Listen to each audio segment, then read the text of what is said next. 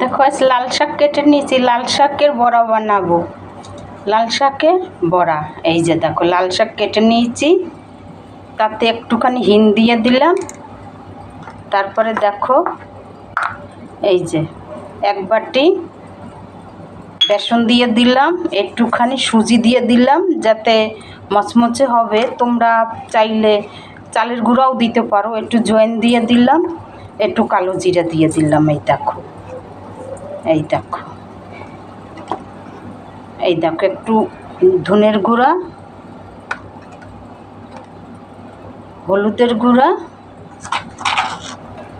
আর স্বাদ মতো নুন দিয়ে দিলাম।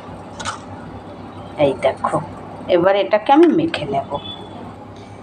দেখো একটুখানি কাঁচা লঙ্কা কেটে দিলাম যাতে স্বাদ হয় ভালো। দেখো এই সুন্দর করে আমি মেখে নিয়েছি, এবারে আমি ভাজবো। এই দেখো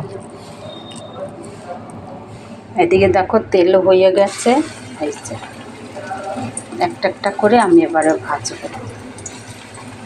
দেখো এমনিও খেতে পারো চার সঙ্গে, বা গরম গরম ভাত ডাল সব রকম খাওয়া যায় এটা লাল শাকের বড়া।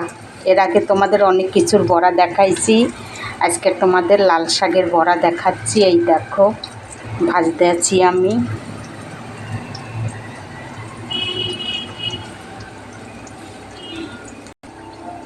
দেখো আমার বড়াগুলি কত সুন্দর হয়েছে। এই দেখো তোমরাও বানাই খেয়ে দেখবে। আর আমার এই বড়ার রেসিপি যদি ভালো লাগে আমার একটা লাইক দিও, আর আমার এই রেসিপিটা সাবস্ক্রাইব করে দিও। আর কিছু না। এই দেখো আর একটু আছে, ভেজে নিচ্ছি।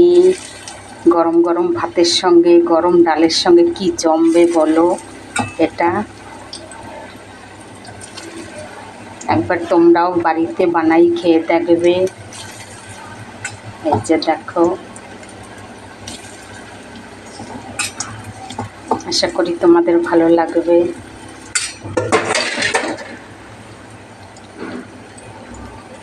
দেখো এই যে হয়ে গেছে।